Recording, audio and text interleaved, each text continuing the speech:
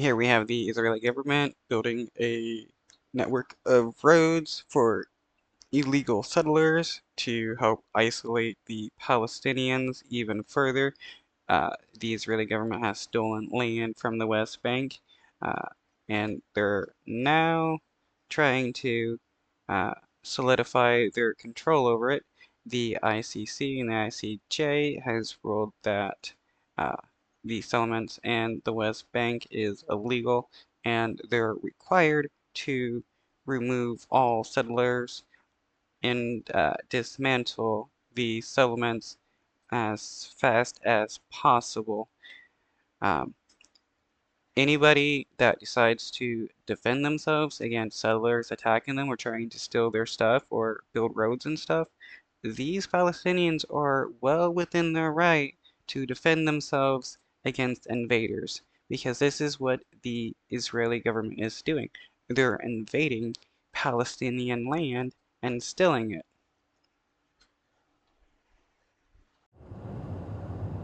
Getting around in the occupied West Bank is a laborious task for Palestinians. They must contend with Israeli military checkpoints, the separation wall cutting off Palestinian cities from each other, and most recently, roads constructed specially for illegal Israeli settlers. Afnan Abu Alia, a junior at Palestine Technical University, majoring in media, says she wakes up at 5:30 every day to start getting ready for school. This is no different than what, Nazi Germans did to Jewish people and other people in Nazi Germany, putting them into ghettos, making it harder for them to get around, having constant military checkpoints, and the constant theft of land from these people. Uh, this is why there's a lot of Israelis that call the Israeli government uh, a Nazi government or a Judeo-fascist government, because they're doing the same things that Nazis did to their ancestors in the past. At 6:15, I have to be in the car because transportation is difficult, especially after one of the roads outside the city was closed, and now we have to take a longer road. Before, the road took us half an hour, but now it is more than an hour and a half. As a result of inadequate roads, closures, and checkpoints, Afnan sometimes misses lectures.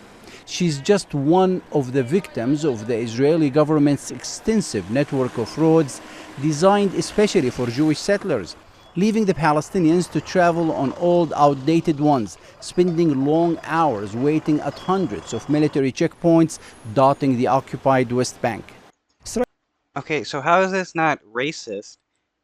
Jewish, illegal Jewish settlers stealing land gets to have the best paved roads to make it easier for them to steal land and kill Palestinians, while the Palestinians get the outdated roads that are worse or are forced to take longer routes. And people and the defenders of the Israeli government want to claim that the Israeli government is not racist when everything they have been doing is based upon racism. Israel used apartheid roads to connect the settlements as part of the tools for building the apartheid regime and part of the policy of confiscating Palestinian lands and dividing the occupied West Bank.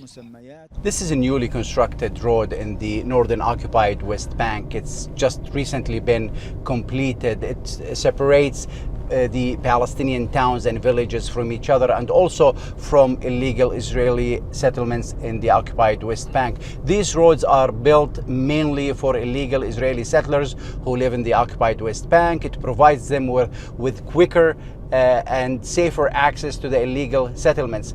However, for the Palestinians, it's yet another step reminding them of the apartheid system that exists. Yeah, what the Israeli government is doing is no different than what happened in like South Africa apartheid, and it is just insane how the Israeli government thinks that they have the right to do this. They have the right to steal other people's land, and they want to base it all upon their religion, which makes the Zionism like a religio-fascist political ideology where uh, the Zionist Israelis get to dictate and control what Palestinians do, and if they want to kill Palestinians, well, it's supposed to be okay because somehow the Palestinians are stealing land from Israelis when that is not the case whatsoever. One of these is Route 443, which was built on Palestinian lands in order to connect Israeli cities with illegal settlements in occupied East Jerusalem and the occupied West Bank. Mansour al-Salaime, mayor of Aram, a town to the north of Jerusalem, says there is a fierce attack on Palestinian land by Israel. This makes the Israeli government a terrorist government. The fact that they're stealing land from people, they're arming settlers to kill Palestinians and steal their land, they're encouraging to do this, and they're violating international law the entire time. How is this any different from any other terrorist government or rogue nation or terrorist organization? They're nothing but terrorists. They want to seize land from the city of Al Ram in favor of the surrounding settlements and turn it into a large prison. Palestinians accuse Israel of trying to seize more of the occupied West Bank by laying these new miles of asphalt, making it impossible to create a contiguous Palestinian state. A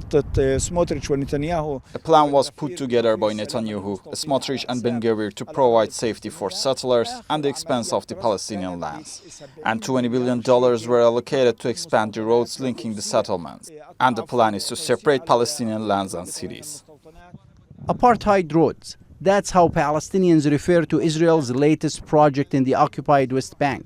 And they say these projects are a stark example of Israel's true motives, which they assert is to annex the occupied West Bank, depriving them from ever getting a state of their own.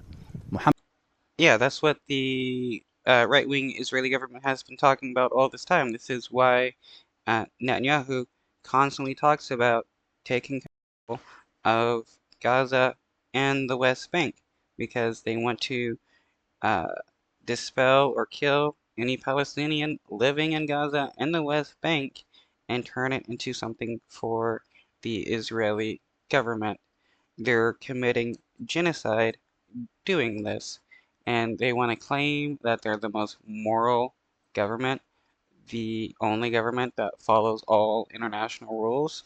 Well, there's thousands upon thousands of hours of evidence proving otherwise that the Israeli government is doing nothing but lying, that Netanyahu is seeking a genocide of the Palestinian people and trying to steal as much land as possible.